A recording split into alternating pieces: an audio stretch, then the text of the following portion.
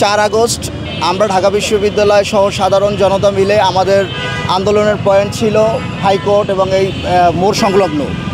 যখন রাস্তার এপাশ থেকে পুলিশ আমাদের উপরে অতর্কিত গুলি করে, তখন আমরা বিভিন্নভাবে বিচ্ছিন্ন হয়ে কেউ শিক্ষা ভবনের দিকে, কেউ কিন্তু এই মাজারুল হক মাসুদ গঙেরা তৎক্ষণাৎ শিক্ষা ভবনে তাদের ছাত্রলীগের স্বৈরাচারদের নিয়ে একটি বিক্ষোভ মিছিল করে এবং ছাত্র জনতাকে ধাওয়া করে।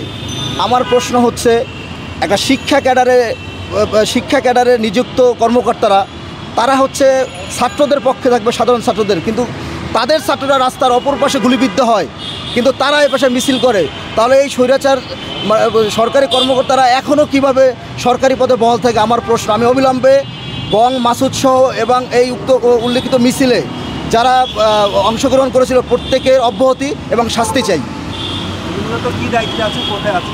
এখন সে আছে চরফ্যাশনে, আপনার চরফ্যাশনে দায়িত্বে আছে, এখান থেকে RICL TMX, যুগের পর যুগ স্থাপনা থাকে মজবুত। সরকার চরফ্যাশন পাঠানো হয়েছে সহকারী অধ্যাপক হিসাবে।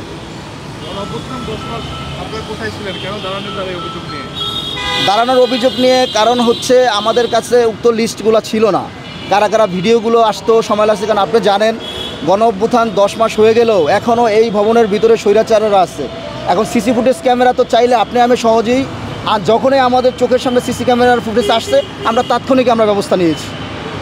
জানতে পারছি উনি স্বৈরাচারের দোষর ছিল এবং 4 আগস্ট উনি এই শিক্ষা ভবনের সামনের মোড়ে ছাত্র জনতার উপরে মিছিলে নেতৃত্ব দিয়েছিল। তো তারপরে উনি এখনও তার চাকরিতে কিভাবে বহাল থাকে এবং ঢাকা থেকে ওনাকে আমরা শুনেছি ভোলার চরফ্যাশনে সেখানে তাকে স্থানান্তরিত করা হয়েছে।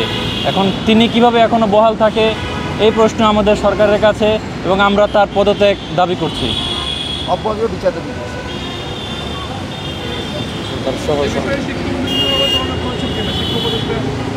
হ্যাঁ, আমরা ঊর্ধ্বতন কর্তৃপক্ষের সাথে যোগাযোগ করেছি, তার নামে একটা অভিযোগ দিয়েছি যে তিনি অতীতে এই সকল কর্মকাণ্ড করেছে, তারপরে কীভাবে বহাল থাকে। তো তারা আমাদের আশ্বাস দিয়েছে তাদের সাধ্য অনুযায়ী যথাযথ ব্যবস্থা নেবে।